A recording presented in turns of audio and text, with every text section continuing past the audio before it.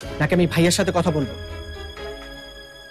তুই এখন রাখ, বোধহয় ফারহান এসছে, আমি নিজে ওর সাথে কথা বলছি। ওকে ওকে, আমি রাখছি, কিন্তু আর যাই করো এই বিয়েটা তোমরা হতে দিও। ওকে, খোদা হাফেজ।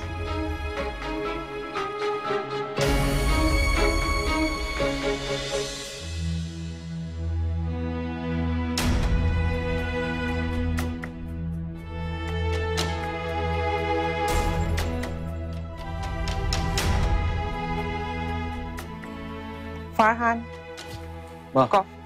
এসো, তোমার কাছে যাব ভাবছিলাম। কেন রে, কি হয়েছে? আচ্ছা মা, হুম, তুমি কি নাবিলাকে কখনো আমার আর নাবিলার বিয়ের ব্যাপারে কথা বলেছো? কেন, নাবিলা কি বললো? মা, নাবিলা আমার খুব ভালো একজন বন্ধু, এর থেকে বেশি কিছু আমি ভাবিনি।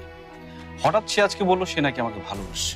তোমরা ছোটবেলা থেকে আমার সাথে তার বিয়ে ঠিক করে রেখেছো, সবাই জানে, শুধু আমি জানি না।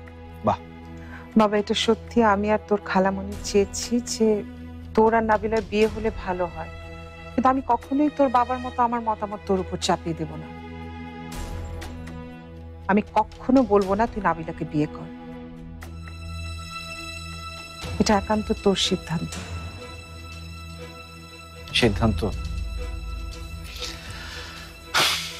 আমি জানি না মা, কি সিদ্ধান্ত নিব। একদিকে বাবা বলছে ঝুমুরের কথা, আরেকদিকে নাবিলা বলছে এসব। বুঝতে পারছি না কি করা উচিত। তার মধ্যে বাবা বলেছে আজকে রাতের মধ্যে আমার সিদ্ধান্ত জানাতে।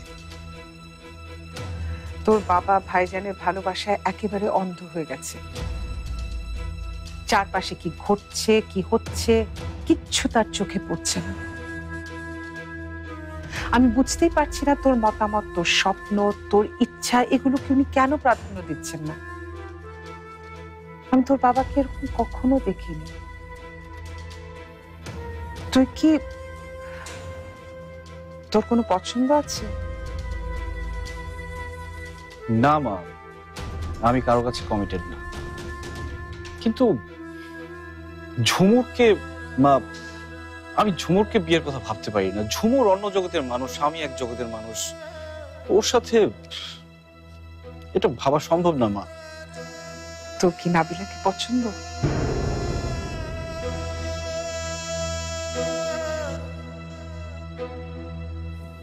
মা, হুম, তুমি যদি ঝুমুর আর নাবিলার মধ্যে কম্পেয়ার করো তাহলে নাবিলা বেটার,